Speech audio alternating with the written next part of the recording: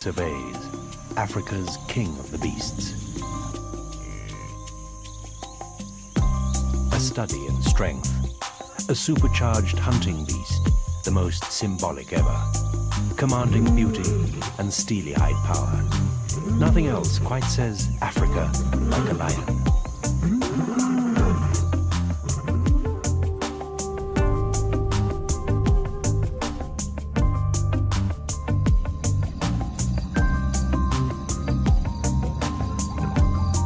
The lion has long been called king of the beasts, but there was a time when other animals disputed his right to rule. The antelope claimed they should, as they were swift as the wind. The elephant trumpeted his challenge, saying, "I am wisest and stronger than you. I can crush you underfoot." The baboon too demanded to be king. His agility and cunning gave him the right, he said. And yet another, the eagle, staked his claim because he had the power of flight.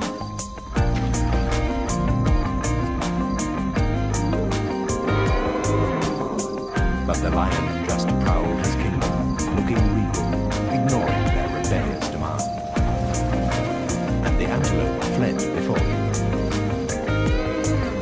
The elephant became nervous and retreated. The baboon shot up the nearest tree. And the eagle soared far out of reach. None could challenge the lion's supremacy. He knew it was just words. Not one had the courage to be king.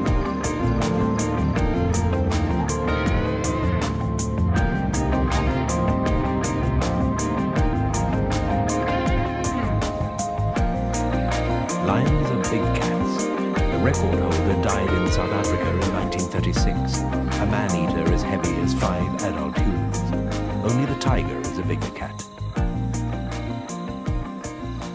An average male is an impressive monarch. Standing 1¼ meters at the shoulder, his weight perhaps that of 3 grown people.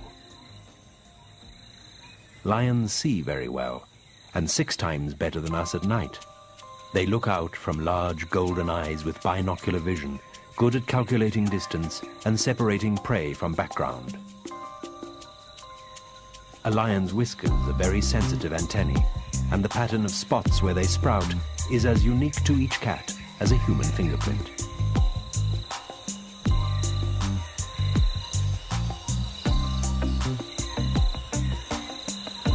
A lion is a study in controlled power. Everything about it says strength. From fangs cleaned with the toothbrush of the hide and bone it gnaws, to short jaws capable of a crushing bite.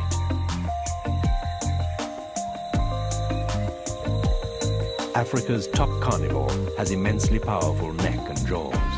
Its real strength lies there and in its forequarters, enabling it to drag dead weights much heavier than itself.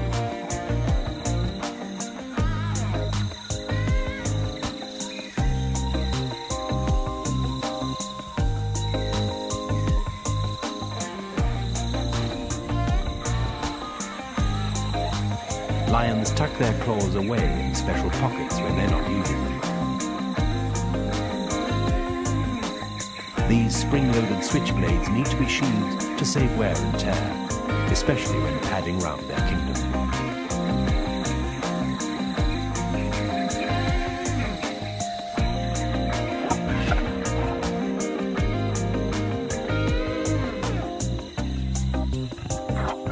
Young cubs are spotty creatures. Spots fade gradually, but sometimes just a ghost of them remains. Their coloration helps hide them when they're young and small and vulnerable.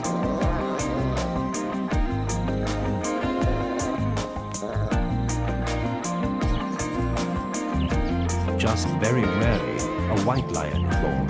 It's not an albino, but a lion with a faulty gene, so it lacks the usual color in its hair shafts. It may have had white or tawny parents. This ethereal-looking animal has yellow eyes and a black nose, not albino pink.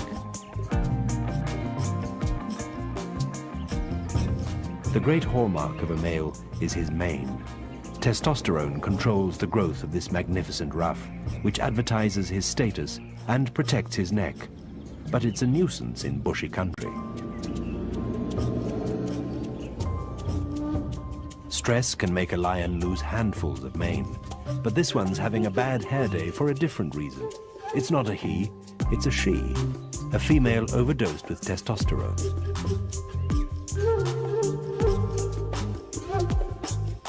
An odd girl out, very close to being an it, and not known to have mated.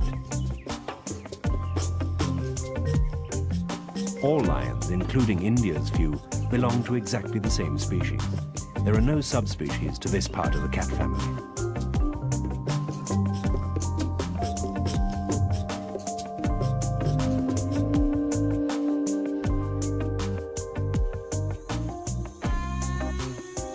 A pride of lions is so familiar, it's easy to forget it's something very special, because lions are the only cats that live in a group, and it's the key to their success.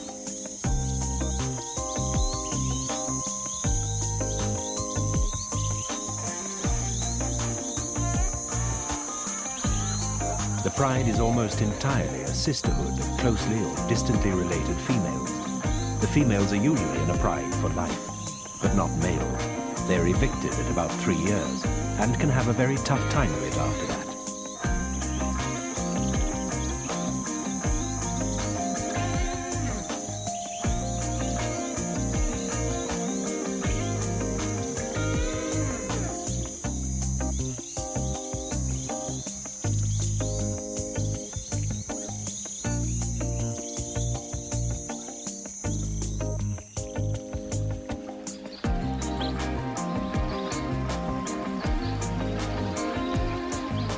The only full-grown males tolerated around the pride are the temporary reigning monarchs.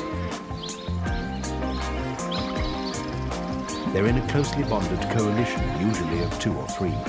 Any fewer than that, and they couldn't take over a pride to get access to the females and mate.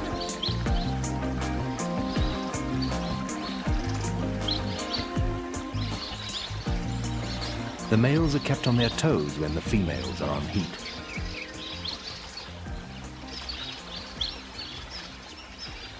Mating is their reward for providing an armed guard to protect females and cubs against other coalitions, who will kill cubs if they take over.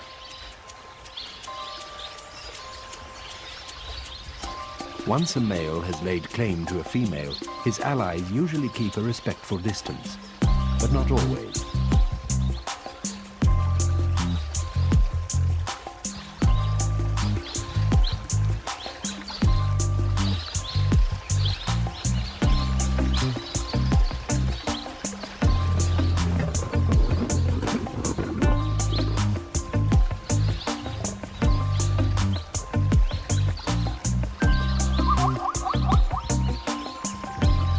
Sometimes a male coalition has territories which encompass those of several prides. This big male has one overlapping the border of Botswana and Namibia. He strides round it confidently, watching for rivals who might slip in and try to mate with the females under his protection.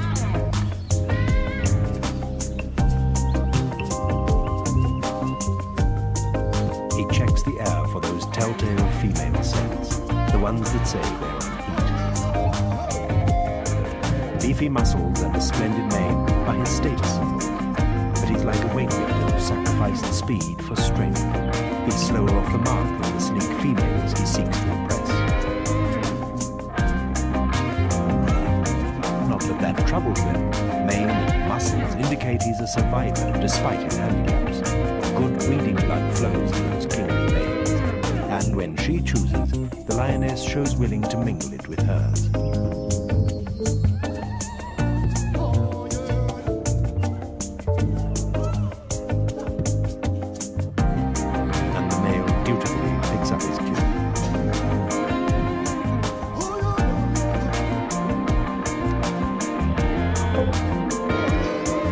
A ruling male is likely to have a short reign, usually just 2 years, so he must make the most of it and mate often, whenever the chance arises.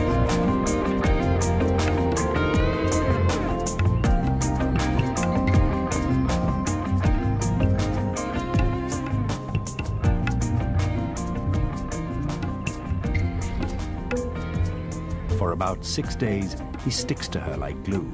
And throughout the day, every 20 minutes or so between rests, they mate. The need to do so is a real slave driver.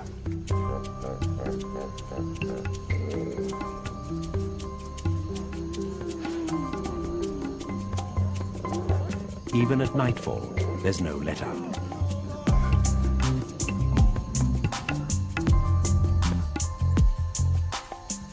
His sperm count probably drops to 0, not that he'd know. He won't quit until she's out of estrus and stops soliciting. There's no other way to try and make sure her cubs are his. A female is pregnant 3.5 months, longer than any other cat. As the safety of her newborn is paramount, she gives birth in hiding.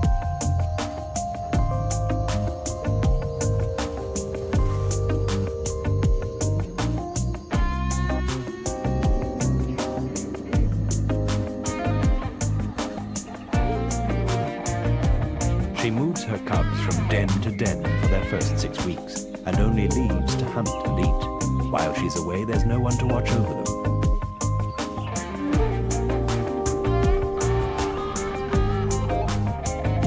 Her bundles of fluff are now old enough to join the pride, where there's not just mum to keep an eye on.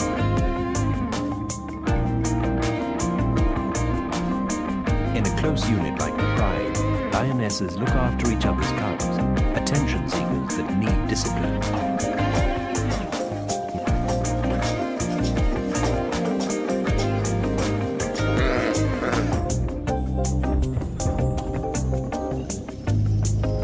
Even non-related females will put up with typical cheeky kittenish behavior if it doesn't go too far.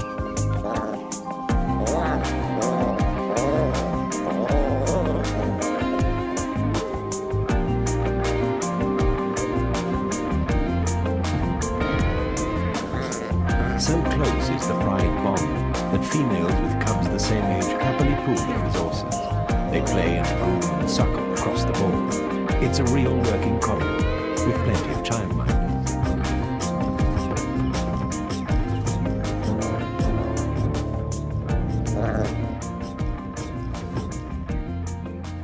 One of the first things a new male coalition does when it takes over is kill young cubs. This is not cruelty nor viciousness, but a simple, overwhelming need to breed. With no young to rear, the females will mate again. Both have the same drive to pass on their genes. So a pride may have several litters the same age, all with perhaps one shared parent. And their bond leads the females to share cub care, even down to suckling.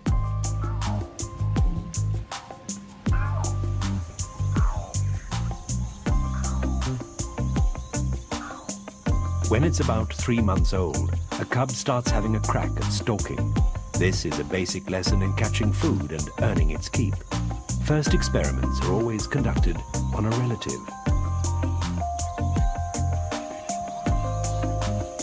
An experimental throat tackle, something it'll eventually do on prey. Hunting is learned and genetically hardwired and instinctive.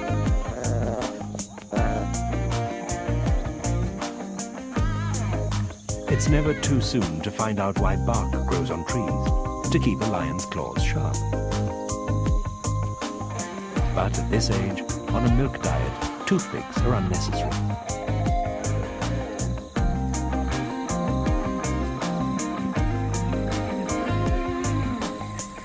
Older cubs are above such child's play. They're into learning how to knock down prey, only not the real thing just yet.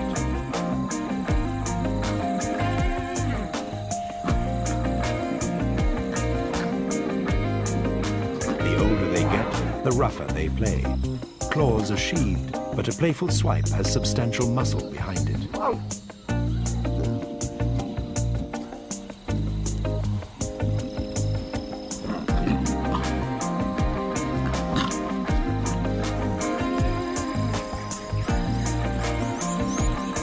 It's a little early, though, to try out some lessons.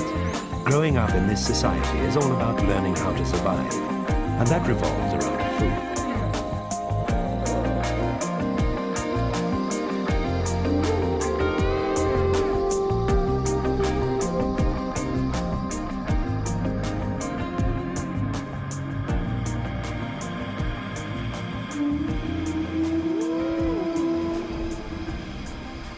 lions can rarely eat in peace. The smell of death quickly attracts scavengers. A large kill provides plenty of scraps, which a black-backed jackal snatches, if it dares.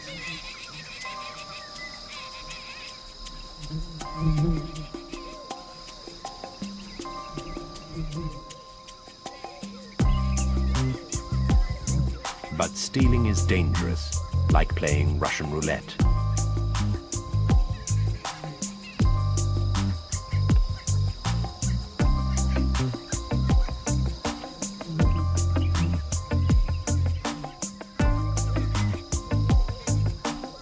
Scrounging off a big cat may be nerve-wracking, but it can be the way to survive, and jackals are very good at that.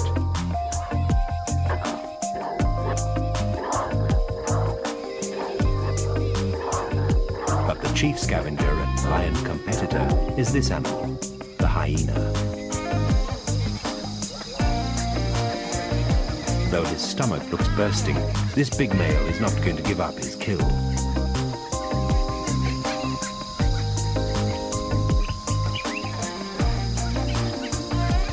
A large enough hyena pack can drive lions from their kill, but in this case, the male has backup.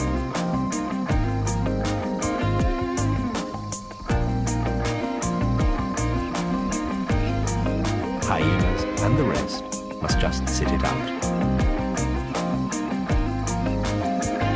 In a single sitting, a hungry lion can devour about 50 kilos, like eating an adolescent human.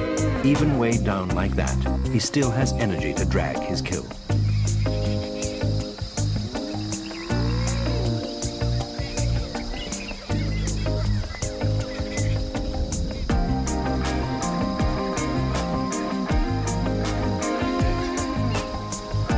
Just half a dead buffalo must easily weigh as much as he does.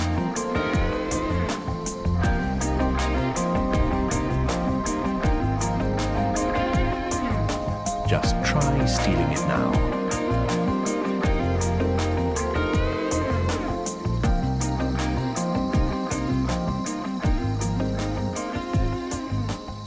A group of lions can naturally defend a kill better than one, and that's another big advantage of their unique social lifestyle.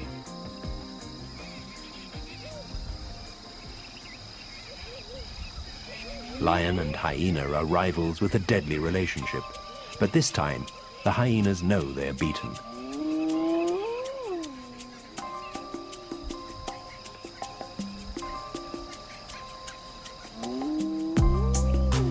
The lush green heart of the Kalahari is the Okavango, a place of many herbivores.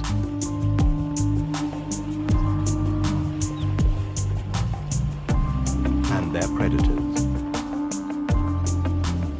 Buffalo are extremely dangerous for a lion to attack, but in water they can be sitting ducks.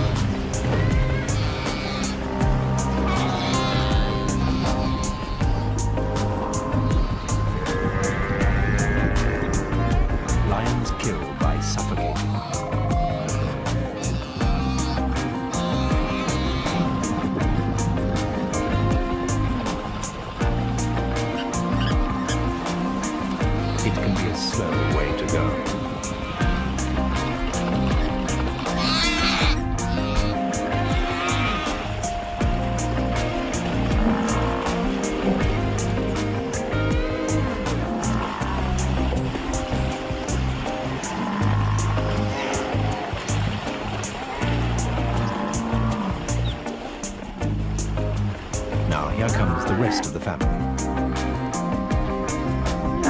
Keen to help, but youth and inexperience make them more of a hindrance.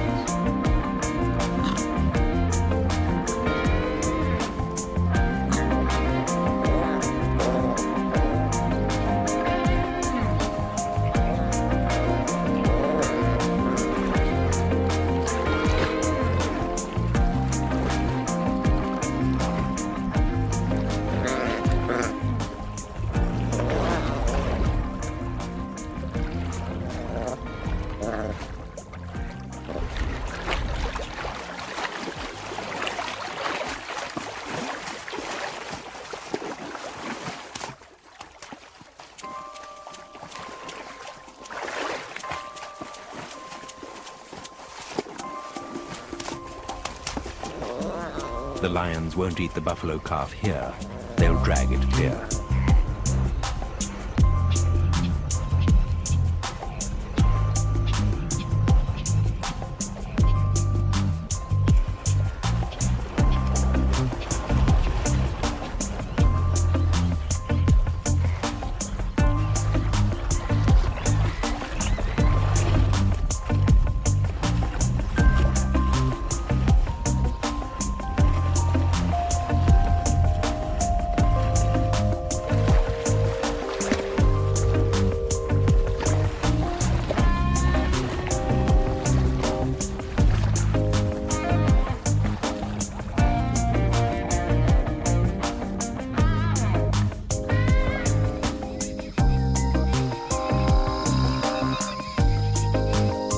Pride gathers round.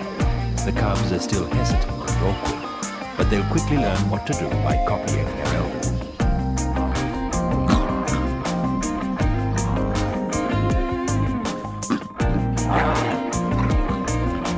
A buffalo is normally too big and dangerous for a lioness to tackle alone, but a calf separated from its mother was easy game.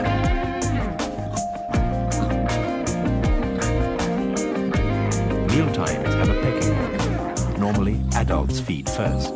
Today, they stand back and allow the cubs to.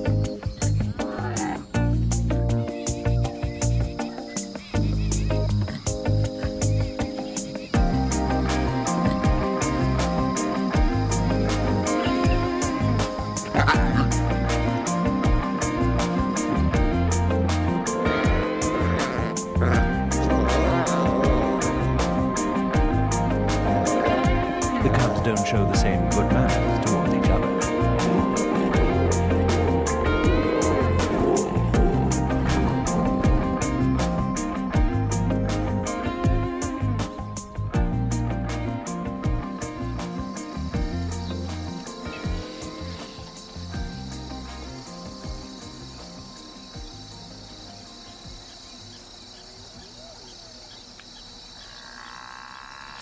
The bigger a kill, the more food. Group living means there are more lions to make big kills, but some prey animals are small, and this one, the warthog, provides lions with many a meal.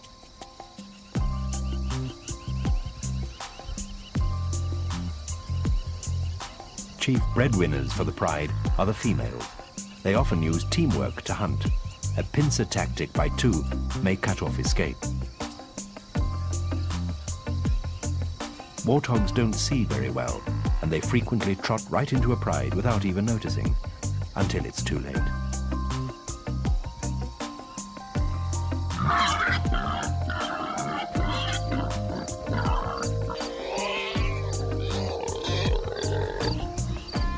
There's a lineup of keen and hungry spectators. There won't be much to go round, but they all move in.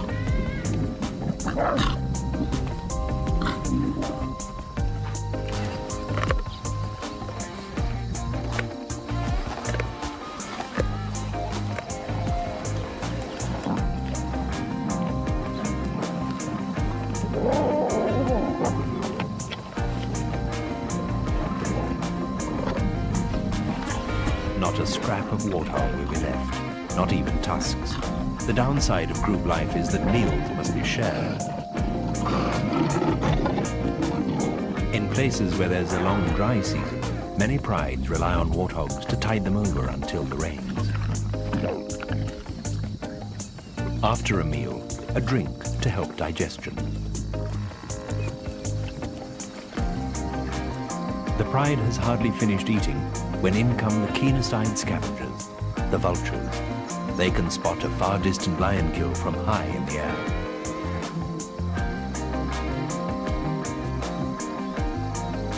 Some diners are still at it, but the vultures will head the food queue.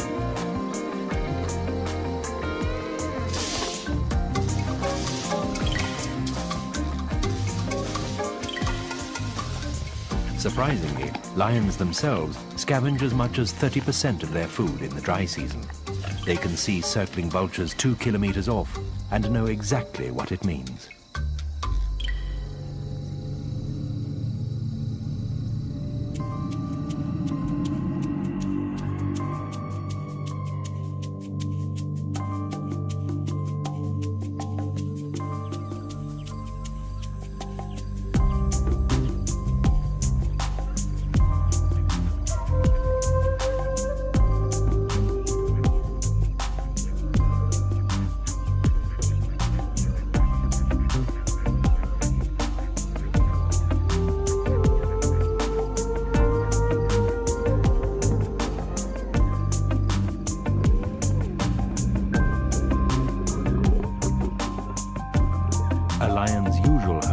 savanna.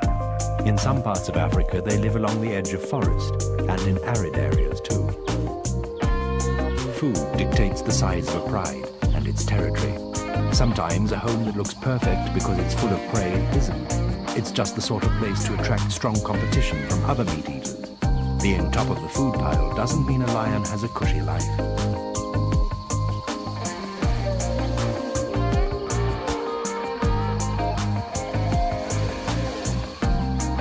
If prey is thin on the ground, a pride may need a territory bigger than Paris. But in really good habitat, something only like a small town. Where the grass is greener, the hunting's easier.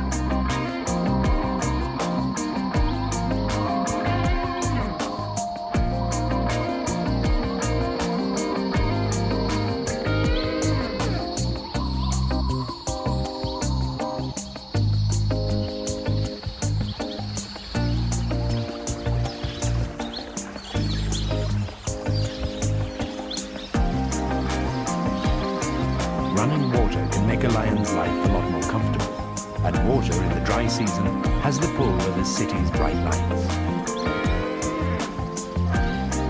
Lions can't resist them, because water holes are where the prey is, and because lions need water, like everyone else.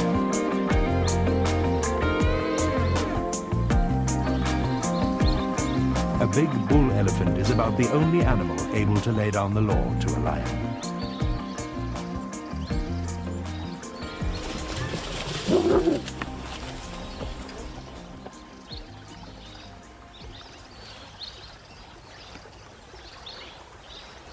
One 0 to the elephant. Conflict is a fact of life in the dry season, when everyone's after the same evaporating lifelines.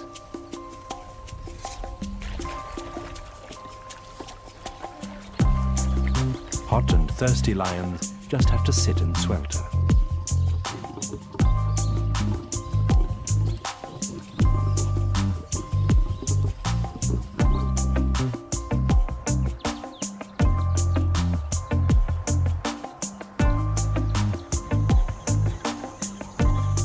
In Zimbabwe's Mana-Pool region, prides have territories of over 200 square kilometers. It sounds a lot, but it isn't.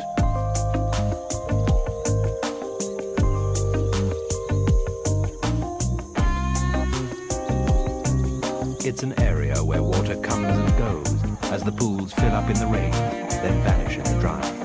When it's wet and green, it's full of meat on the hoof. In Lionland, females hold the territories. It's where most were born and schooled in what to eat and where and when. And it's the female who usually leaps to the defense of her home, not the male. He'll only fight off other males. But she has her cubs to think of and needs to make sure other prides don't steal her prey.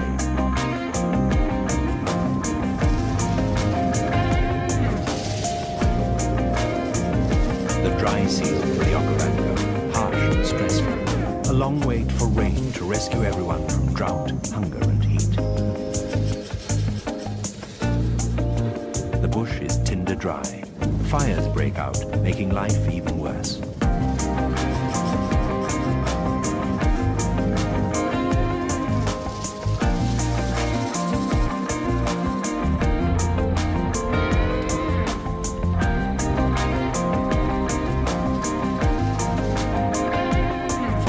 It's a hard slog to find food and water in a landscape riddled with drought.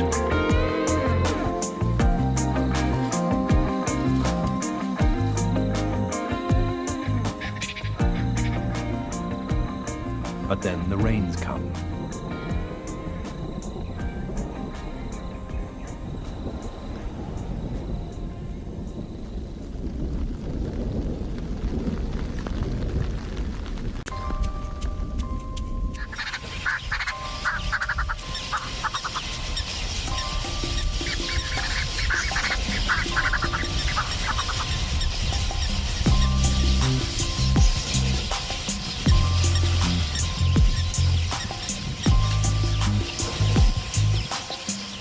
Lions are still doing what lions do best, relaxing.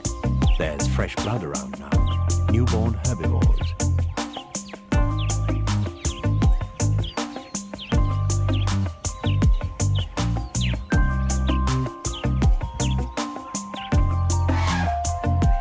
the Okavango's vast flat delta flows strongly again, its intricate maze of waterways fully topped up.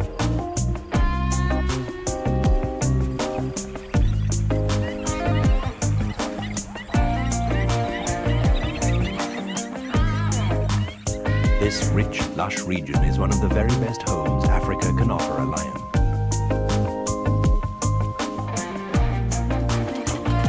And the proof is that here small territories provide a living to large prides because they have so much to eat. And this food dependency began a very long time ago.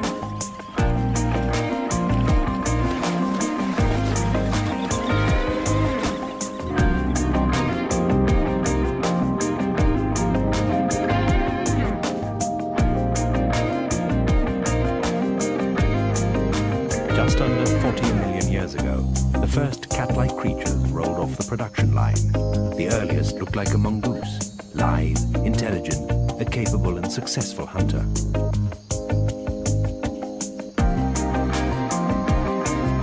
This was a time of global cooling. The lush forests that grew everywhere began to shrink, and grassland took over, the habitat of herbivores. And that paved the way for more carnivores.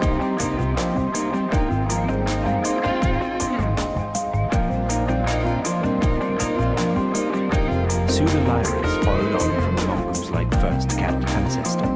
It evolved in Africa and was as big as a leopard and as good a tree climber. Only 8 million years ago, the modern cat family, the Felidae, made their appearance. The first of these cats was no bigger than a domestic cat, but probably behaved like an African wildcat. This early species did well, fed by a population explosion of rats and mice. And from those first felids of 8 million years ago came all of today's wildcats, including lions.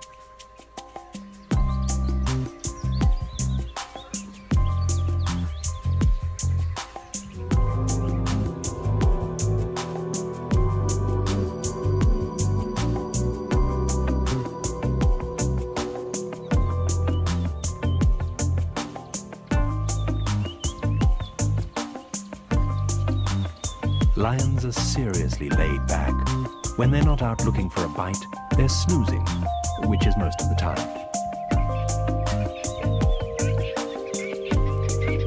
Most humans know where their next meal's coming from.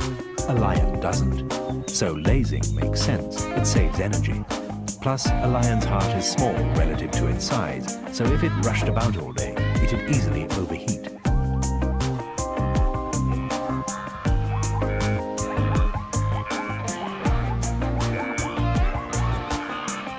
But when it's time to hunt, gone is all shred of indolence.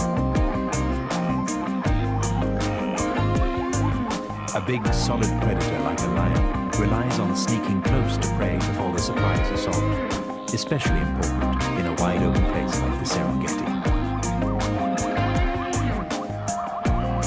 Hunting strategy number 1, lie down and lull them into a false sense of security.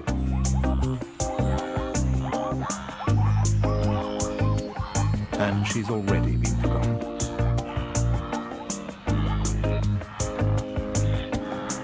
Now she starts to stalk.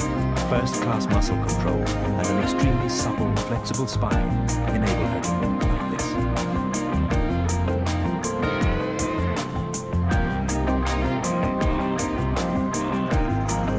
Lions are now known to calculate exactly the right moment to charge. If they're close enough when the prey sees them, they'll do it. She should be close enough now, and she's still out of sight and out of mind.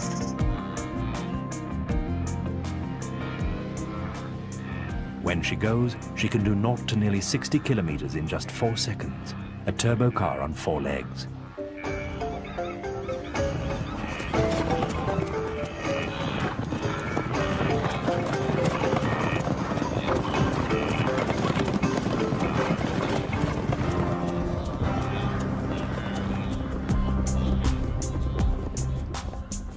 But something went wrong, and it often does. 4 out of 5 lion chasers fail. A successful hunt is not just skill, it's luck.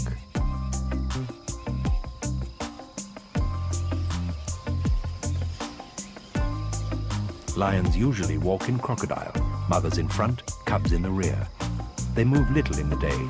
Dawn, dusk, and night are their active times when it's cooler, and keen night vision tilts the hunting odds in their favor. Often they follow herds of buffalo.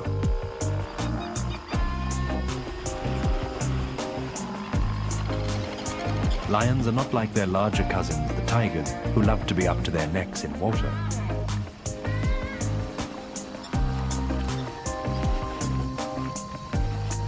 But in some parts of Africa, the reputedly water-shy lion swims regularly. If it lives in Botswana's Okavango, it hasn't much choice. Getting wet is part of life if rivers run through its territory.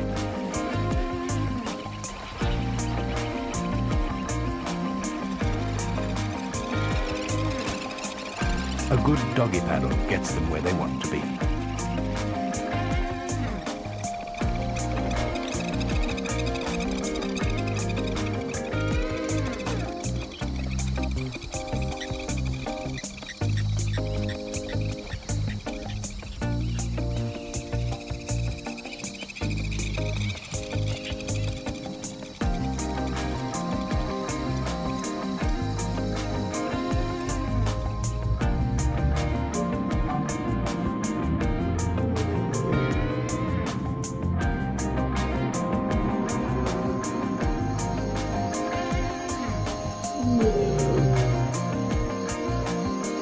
The most chilling sound in all Africa, a lion's roar.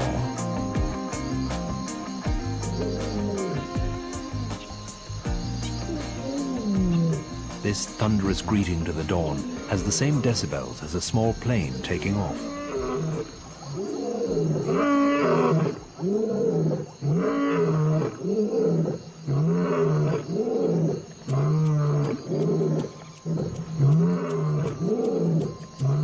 At night, in good conditions, a roar can carry nearly 4 kilometers.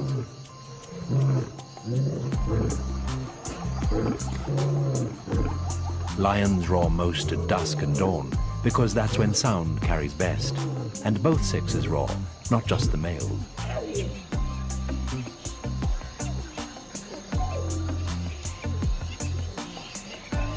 A roar can be an invisible barbed wire fence to demarcate a territory and warn off intruders.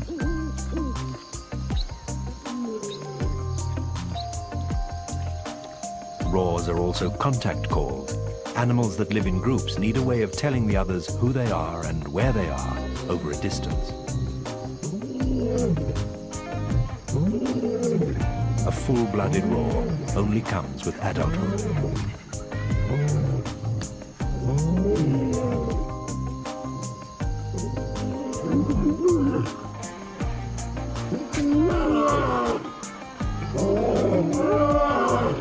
To make a warning more fearsome, lions often roar in chorus.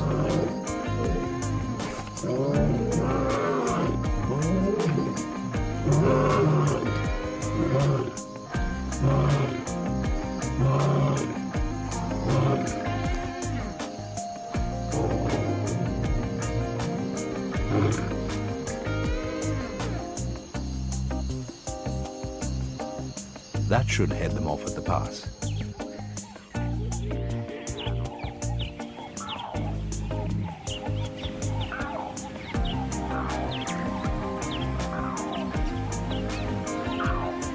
A cub's calls are hardly earth-shattering, like boys with voices breaking.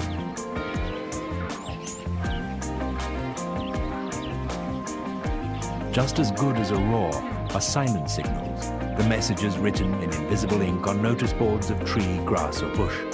Lions get their pedicures on bark. Raking talons keeps them sharp by stripping off worn outer layers. And scent glands between the toes may also paste up chemical messages.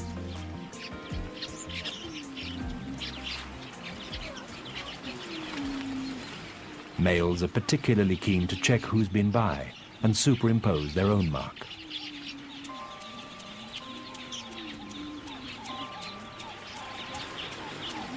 If you live in a group, it's a good idea to stay friends, and body talk's a fine way to do it.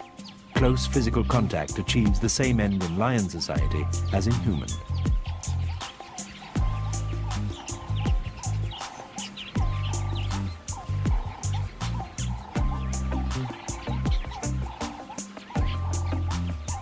After a friendly, respectful sniff, which also checks out status, a good lick. Even the roughest sandpaper can't match a lion's tongue.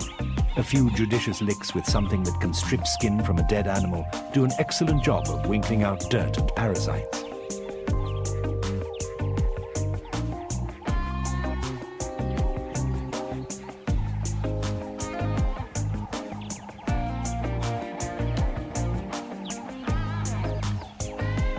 And licking is part of the glue that binds the group.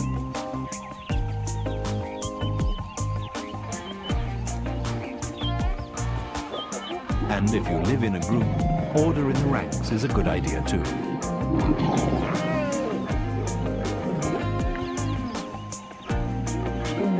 This female is irritated, but she bows to superior muscle power.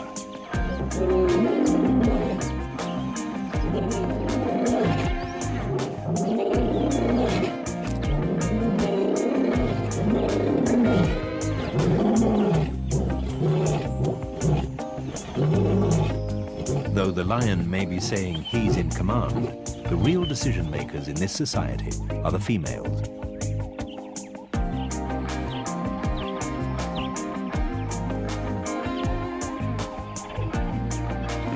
Young lions are great at body talk. Playtime is full of it as the cubs learn what group life is all about and train for a hunting profession.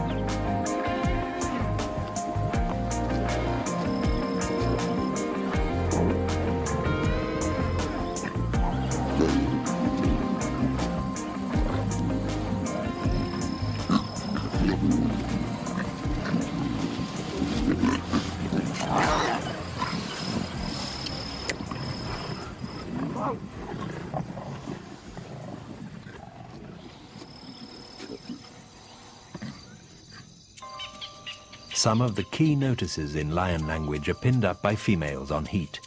These are pungent invitations written in urine, which the pride's resident males read with great interest. A female litters her trail with them.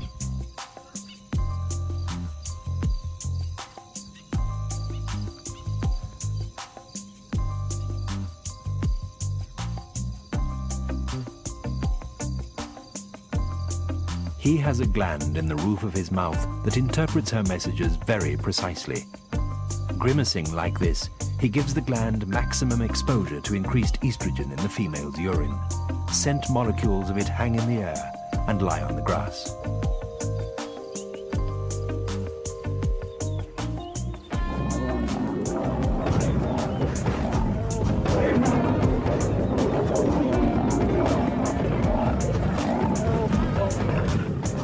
There's no mistaking what's said at mealtimes. This lioness knows she's not welcome.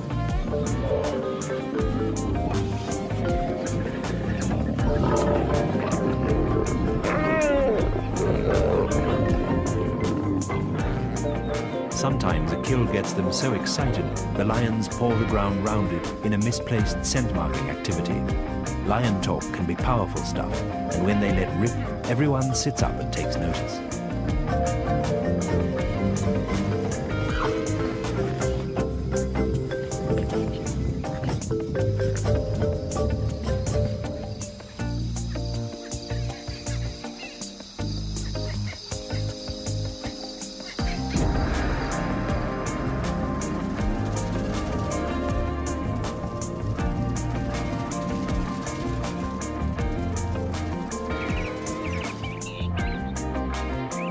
It might seem a breeze being Africa's top carnivore, and it is when they've killed and can't eat another thing. Then they live in peace with the neighbors, but the neighbors are always aware of them.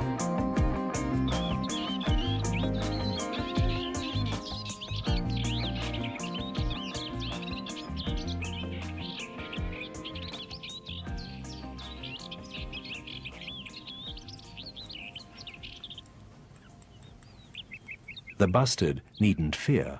This lion's just taking a walk. A lion's prey can tell the difference between a lion lazing and a lion giving the menu a look over.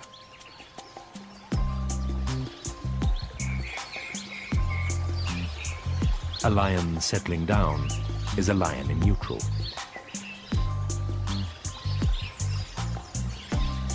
A giraffe can drink without fear.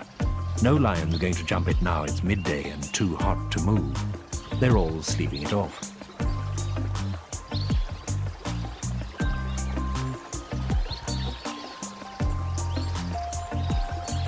Cats are notoriously curious. This stone on legs needs checking out.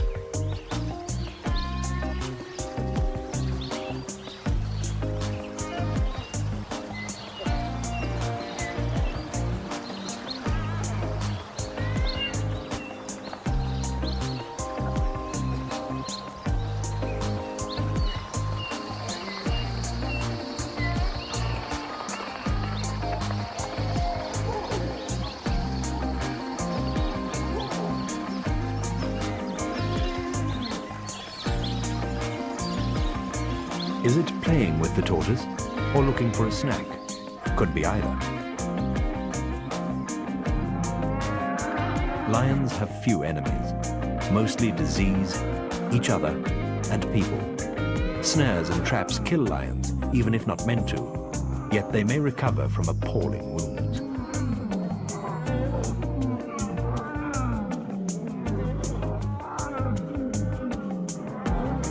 Lions and tigers are the cat world's only regular man-eaters, but usually they avoid people. Very wise in respect of East Africa's Maasai tribe, their ultimate test of manhood and bravery was to kill a lion, just with a spear. But this ancient rite of passage no longer exists. Since the 1970s, Kenya has protected its lions.